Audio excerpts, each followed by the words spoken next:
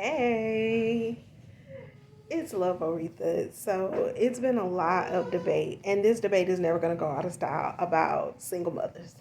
And some of y'all that are not single mothers in a lot of ways have really no place to comment on it. But for those of us who find ourselves, like I did, being a single mother, there is truly light at the end of the tunnel. Please, please, sisters everywhere, don't fall into this whole debate of single mother versus not being single mother and your baby daddy and the shame and the stigmatism that comes along with it. Because at the end of the day, you have kids to focus on. Your kids need you. And your kids, your child's opinion is bigger than any opinion you're going to see scrolling through these YouTube streets, these Instagram streets, and anything like that. So, these social media streets. So, look here. What I need y'all to do is focus on yourself and your relationship with your children, not just raising them. So, let me tell y'all a couple of things that I feel like I wish someone would have told me, and some of the things that God told me about being a single mother that worked for me. The first thing I didn't do with my children is I didn't raise my kids in a deficit. And let me tell you what I mean by that. What I mean by is I didn't put their dad in places where he wasn't. Like for instance, if your daddy was here, you would have shoes. If your daddy was here, this wouldn't happen. I didn't raise my kids in that deficit. Their dad wasn't there, and that just was what it was. And what we did is we went on about our business. What I did with my kids is we literally created a lifestyle. We had dinner every night at 7 o'clock. We would get up very early in the morning on school days, and we would go to eat at IHOP. You know, IHOP 24 hours. Me and my kids be in that thing at 6 o'clock so that they could be at school on time at 7:30. I would go to the school and eat lunch with them. My son and I started a tradition where when he was a little boy, he would always pick out the Thanksgiving turkey every year. We created our own life's rhythm, you know, and I hate to say it, but because their dad wasn't there, he didn't have a place, but they didn't feel it. And that's the point. You know, the point wasn't to raise them that they didn't deserve a dad. The point was to raise them not to crumble because they didn't have a dad. I told my kids very early on, when my daughter was in elementary school, kindergarten to be exact, there were families that looked all sorts of ways. My daughter went to school with a little boy who was raised by his dad. The mom had left the family.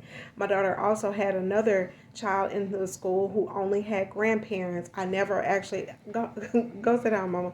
I never actually saw mom and dad. I only saw grandma and granddad. And so, in families look all different types of ways. And when we're out here, when the whole world is judging single mothers, we forget the fact that families look different.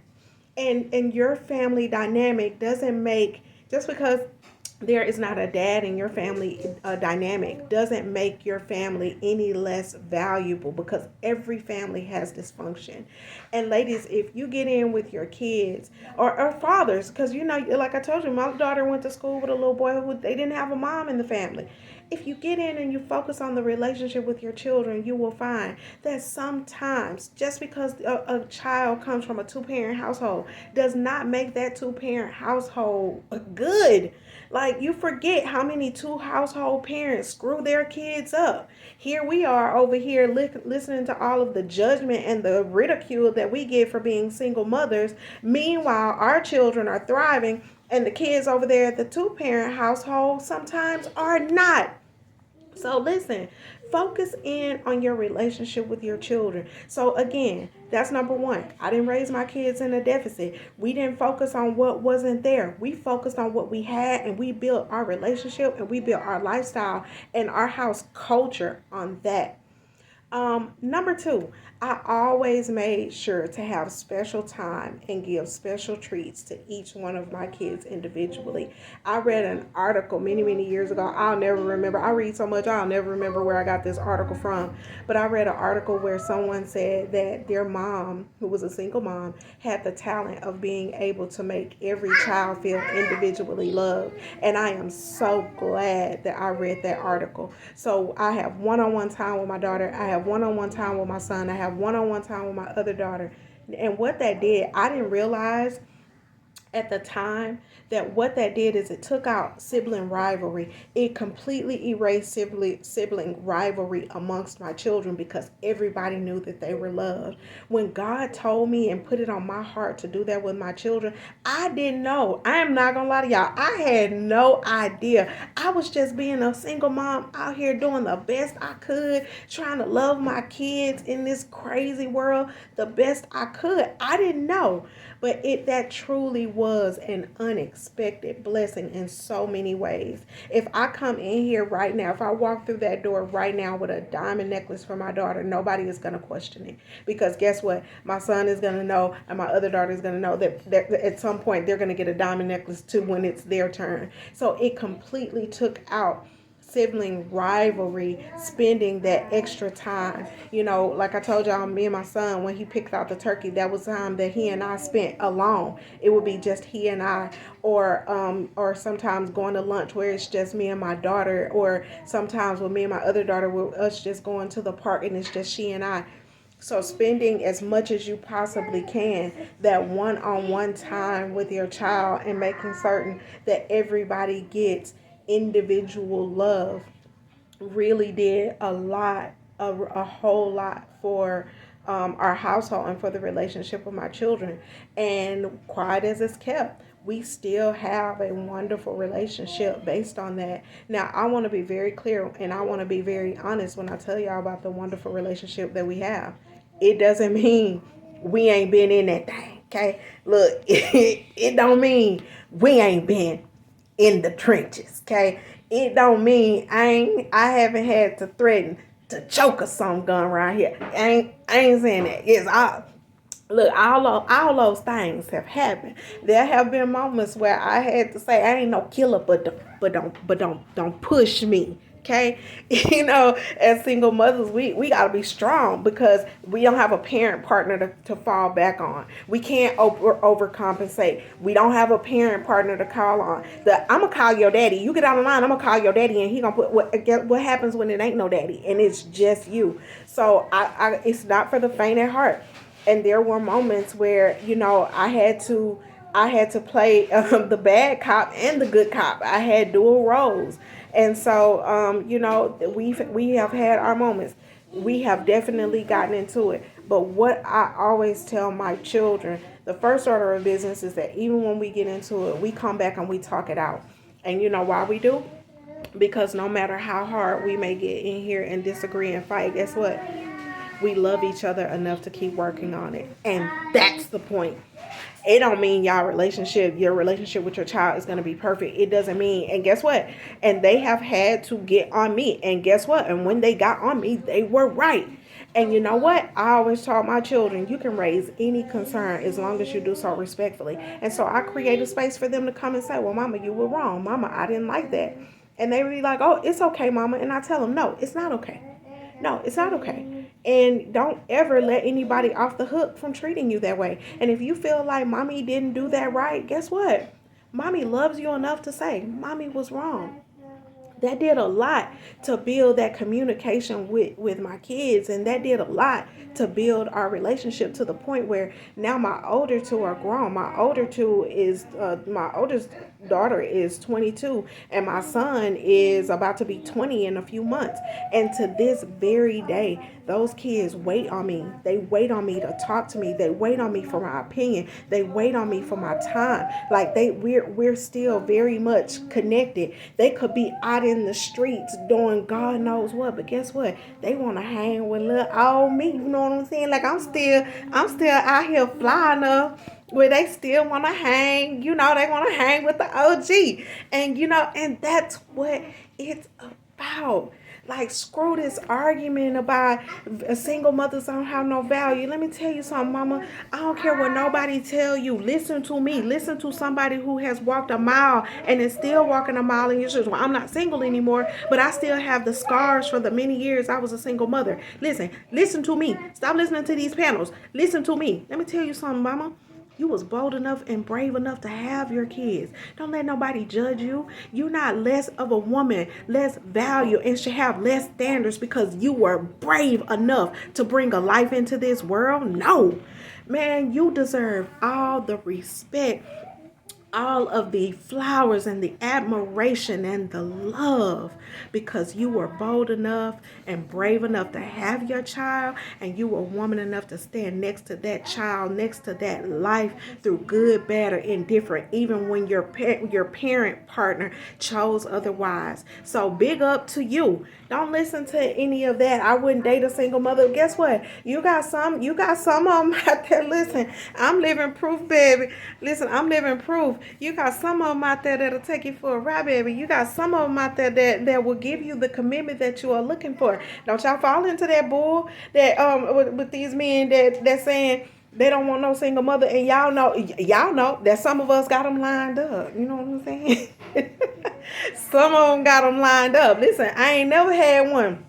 I ain't never had one that didn't want to ride this ride because I had children. That's not true. That's not true. And it's also not true on the commitment. Like, there are plenty of blended families out here in the world. Listen, don't fall into that. Don't let society fool you into believing that you ain't gonna find no men's because you're a single mother. You got plenty of them out there who will be like, hey, listen, I'm that baby's daddy. So listen, don't y'all fall into that. You keep living. So that leads me to my next point. Listen, single mamas out there, talk to your kids. Talk to them. Even when they are little. I started talking to my kids little. And again, I tell you, when God told me this, I didn't know the good it was gonna do. I was just really trying my very best to be the best mom that they had, because that's another thing. I had to realize that whether they had a daddy or not, I still owed my kids a mom. And we don't talk about that enough, right? We're so focused on the fact that, okay, I got a baby and my baby don't have no daddy. Yeah, your baby got a mom. I can own if your baby daddy is right there with you, if your baby daddy is your husband, your fiance, and they're right there in the house, the same rules apply. You still owe your child a mama. And to my single fathers out there, guess what? And if your baby mama gone and she out there doing her thing, guess what? It still don't take away the fact that you owe your kids a daddy. So, like, let's get real here. I couldn't focus on what this joker wasn't doing because I had to get out here in these streets and be the best mama I could be because I'm the mama, right? So I had to shift gears and focus on being the best mama to my kids I could. And that started with, hey, how was your day? What happened? And then, I'll find out all sorts of things. I learned from somebody else, and I think it was Iyanla Van Zant, that y'all have to remember that the world of your child is small, right? So they start confiding in you very early. And let me tell you what the confiding of from a child means. It's knowing who their best friend is. It's knowing who the favorite teacher that they like at school. It's knowing and realizing their favorite sibling. It's knowing their favorite color. It's knowing their favorite shirt, right? It's knowing their favorite pair of shoes. It's knowing all of those intimate details about your child. And guess what? Guess what that evolves into? That one day as they grow up will come into, mama, I like this boy. Mama, I really like this girl. What should I do? The conversation evolves. And then one day they're going to be some, mama, I'm going through a divorce. Mama, I want to have sex. It'll evolve, but it starts with those small conversations with your child.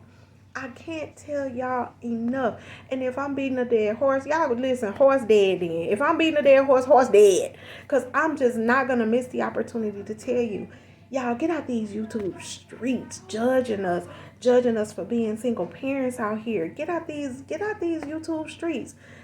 Go spend some time with your kid.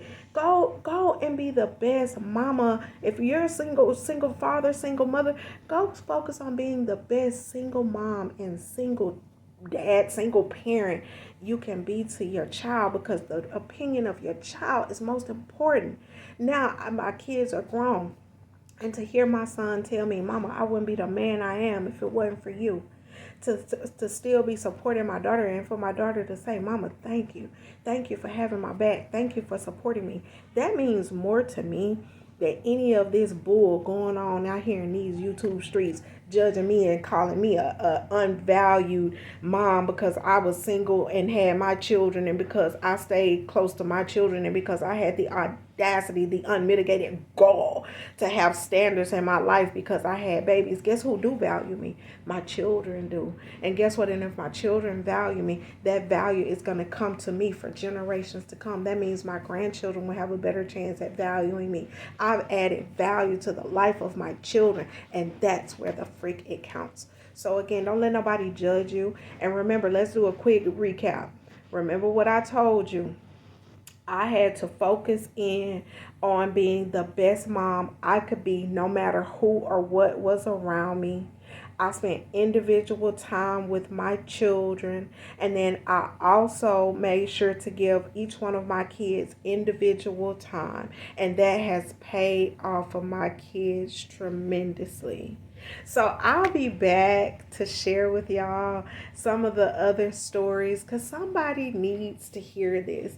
Some of the other stories and some of the other challenges that I faced when my grown kids were children, and how y'all too can get through these years, because I promise you, you're not alone. And I'm going to tell you something else. It is hard, but it ain't no harder than anything else. So do me a favor. Do me a favor. Go kiss your kid. Go read them a book. Go ask them. Just go sit down and ask them about their day. Just go get the conversation started. And that conversation is going to go through a lifetime. All right. I love y'all. Y'all know that I'm going to teach y'all everything that God has taught, and gives to me. I love y'all. And I'll see y'all in the next video. Bye, y'all. Bye. Hey, yes, we back. I'm back, y'all. I'm back, y'all. I'm back in the back. I'm back, y'all. Hey. Hey, this is Love Aretha. As you are aware, I am coming to y'all on my parenting series. Motherhood was something that I never wanted. When I was a very young woman, I never actually wanted children, ironically enough. And there was a question on whether I could even have children because I was born premature, and that was one of the concerns that they had for me. But God, okay.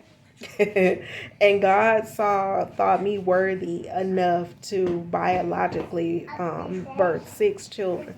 My life partner, my husband, and I, we lost one. So I have 5 living children, and I was gifted through my husband with 2 for fighting. I just couldn't convince the boy to put the paws down. Like son, look here, you can't handle every situation. But and nothing worked. And my husband was like, he's been getting in trouble at school. He don't need to go. Oh, no. He needs to go. He needs to go. He needs to look at something different. He needs to see a different part of the world to get his mind right. Right? Because being around here and only seeing the neighborhood is not cutting it for him. And so what I did is I sent his butt on that trip. And it changed him. Being out in the wilderness, and he said that he was at peace, and there were other young men there, but that were older than him, pouring into him, and telling him to stay in school and make good choices. And being out on the lake really changed him. I do believe that he found his place of peace out within nature. And so again, I share that story with y'all in hopes that it will help you, in hopes that if you are having a really hard time with your teenager, to know that it's light at the end of the tunnel, that it does get better. You know, like my mama told me, you keep loving on them, you keep kicking that butt, and that doesn't necessarily mean physical, but you keep kicking that butt, you keep supporting them, you keep praying for them, and I promise you, it's life at the end of the tunnel. All right, I will be back. I will be back.